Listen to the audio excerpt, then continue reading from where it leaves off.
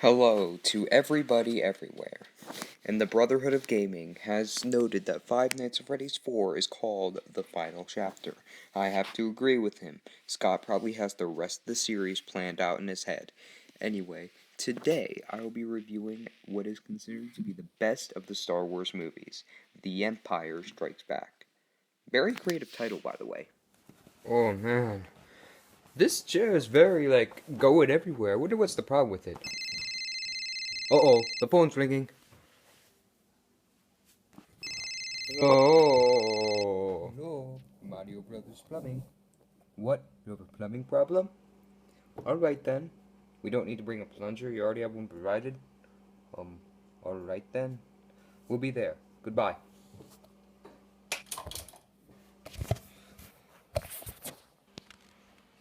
Luigi, stop getting up. Oh, Mario, what do you want? Get ready. We're going on a plumber's mission. When's the last time we've done plumbing?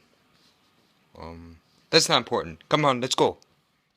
The Empire Strikes Back is a 1980s space opera epic film. It is a sequel to Star Wars. This is considered by many to be one of the best sequels ever made. Sure, there are other films out there that are considered some of the best sequels, but this is usually what happens to be number one, or at least in like the top two. Anyway, now this movie, how can you beat Star Wars? Because it wasn't just another movie you saw in the movie theater. Oh no, it was the start of a new generation. And no, I'm not calling the movie Episode 4 A New Hope because I didn't see that on the poster. And this movie was originally called Episode 5, but to be honest with you, I'm not calling it Episode 5 because that would be misleading. I mean, why would I call it Episode 5? I mean, it's really the second film, so why would I call it Episode 5?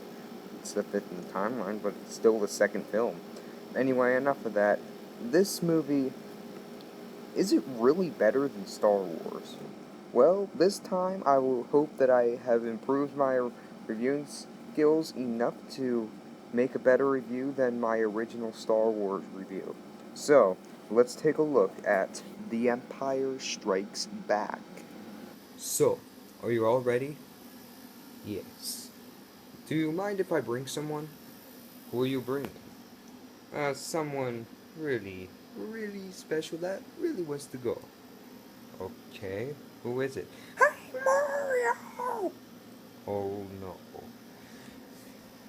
Yeah, I can't wait to do this plumbing job. It's gonna be so awesome. Yep, it's Toad, but he's stupid. Someone's saucy today. Well, I guess we're gonna go now. I think I can bring someone. Oh yeah. Man, I can't wait to do this plumbing job, man. It's gonna be like so hardcore. Why'd you bring him? He's not even from Mario. I brought him because he begged me to go.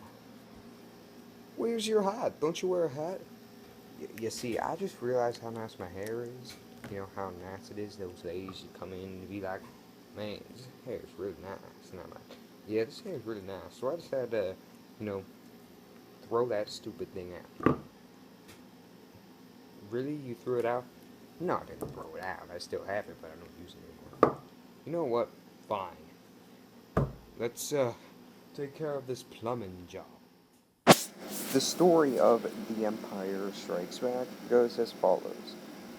3 years after the destruction of the Death Star, Leia leads a troop of rebels to planet Hoth, where they live in a secret base away from the Empire. Luke, wants to investigate what he thinks is an asteroid, but he gets attacked by a Wampa. After escaping from the Wampa, his dead mentor, Obi-Wan Kenobi, tells him to go to planet Dagobah where he will meet Yoda. Once Luke is rescued, the rebels figure out that what they thought was an asteroid was actually a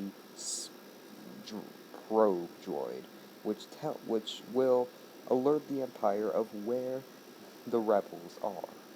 It soon turns out that the Empire goes to planet Hoth and fights the rebels, and all the rebels escape, with Luke and R2 going on a spaceship to planet Dagobah, with Han, Chewbacca, Leia, and C-3PO going to the Millennium Falcon to go somewhere. It's never told where they were actually going other than escaping. Anyway, once Luke and R2 end up in planet Dagobah where they meet Yoda, and Yoda will teach Luke how, and Yoda, and while he doesn't look like much at first, in fact he fools Luke into thinking that he's just some stupid thing on the side of the road, he learns that this is Yoda, and Yoda will teach Luke how to become a Jedi. Meanwhile, Han and friends are stuck in an asteroid belt, and where the relationship between Han and Leia grows as they get stuck in a cave, which turns out to be the insides of some weird puppet animal thing, and they go to a cloud city where they meet Lando Calrissian. Anyway, Luke feels that his friends are in danger, and against Yoda's wishes, he turns and saves them, while Obi-Wan Kenobi and Yoda look out and lose hope. But Yoda says there is another hope. Anyway, with Han and friends at Cloud City, it turns out that Darth Vader is there, and he is using them as bait to get Luke Skywalker so he can present him to the Emperor.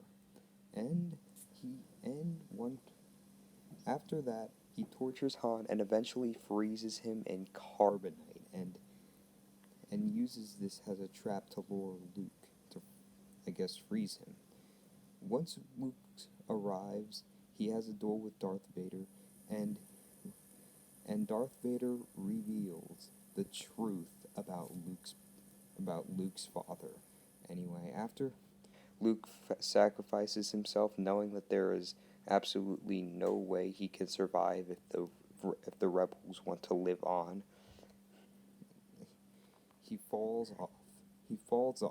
He doesn't scream, and he is rescued by Leia.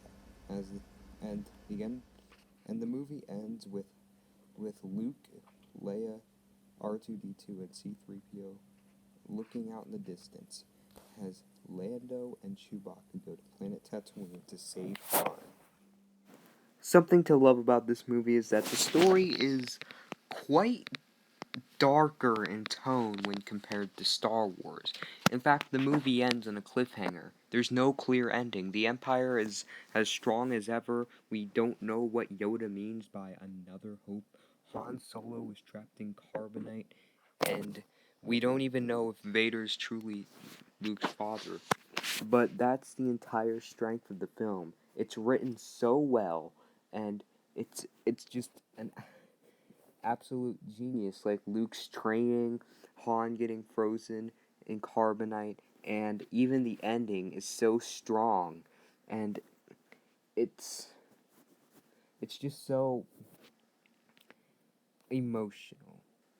It's not like highly emotional. I mean, the third film is a lot more emotional, but it's just a lot darker and has the ending is awful for the characters, as there is no, like, where's the rest of the movie? It just ends. Also, the plot twist of Darth Vader being Luke's father is just shocking. I mean, it's pretty common knowledge today, but if you saw this back in 1980, this is probably something you weren't expecting. Overall, the story in The Empire Strikes Back is deeper, darker, more emotional, and more involving than the story in Star Wars. So, we're here. Who's gonna open the door? You see, I ain't opening doors because last time I did it, someone was in the bathroom. Nobody should be in the bathroom. I mean, you've been plumbing the longest. I should open the door. I'm gonna open the door. Okay. Okay then, let's start this mission. Come on, everybody. As for the characters in this movie, nothing much has changed with the roster. All of the 8 main characters from the first film do return: Luke Skywalker, Princess Leia, Darth Vader, Han Solo, C-3PO, Chewbacca, R2-D2, and Obi-Wan Kenobi.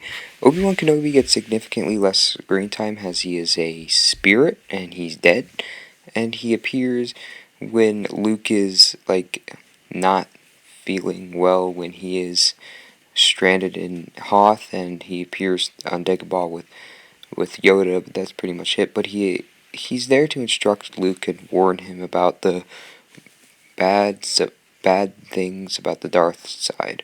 Luke Skywalker learns how to become a better Jedi with Yoda's training, who is a new character. Yoda is like that thing where you think it's just a useless thing at the side of the street, but turns out to be like the Jedi Master, which is a very smart setup. Han Solo is, well, Harrison Ford's acting is spectacular. I can congratulate him on that. His relationship with Princess Leia is furthered, and they soon fall in love at the end of the film, where Princess Leia races to try to save Han Solo before Boba Fett takes him away. Chewbacca, I mean, I guess he gets angry when Han Solo is frozen in carbonite, but his character isn't really furthered. The droids aren't furthered. Boba Fett isn't a good character. I mean, he only appears for like like a minute total, only has a few lines, and his fighting skills are terrible. If you watch the third film, Darth Vader reveals that he is Luke's father. He has more of a relation to Luke in this film, and of course, Darth Vader and Luke's relationship is furthered.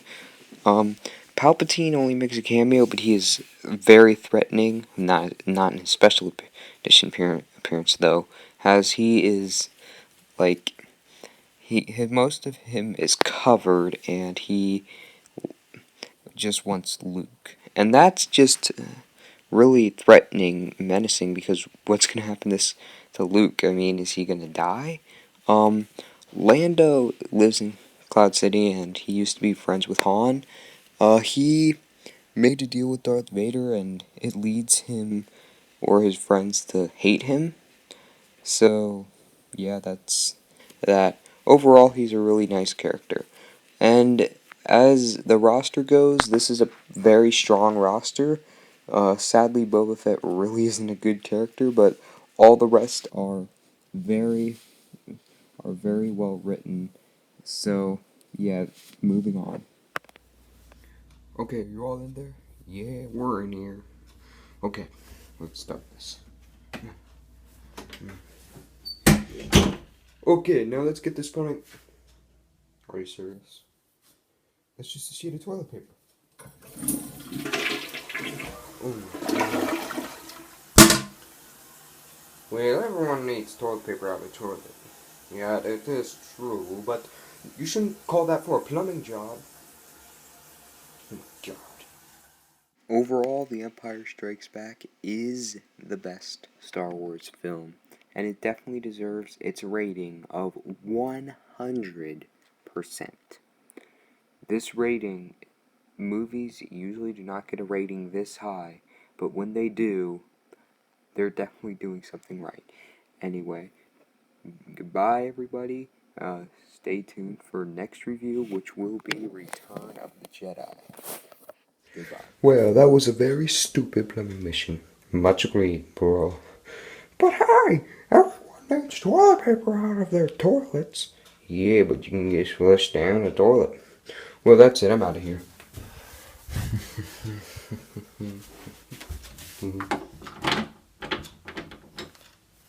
I can't get out. Did you try turning the doorknob? Do you honestly think I'd do that if I didn't turn the doorknob? I'm serious. I'm not. Oh no. Hey! Oh no. Guys, I think this was a trap. They were luring us in here just so they can trap us. No plunger, there was just toilet paper in there. We're trapped.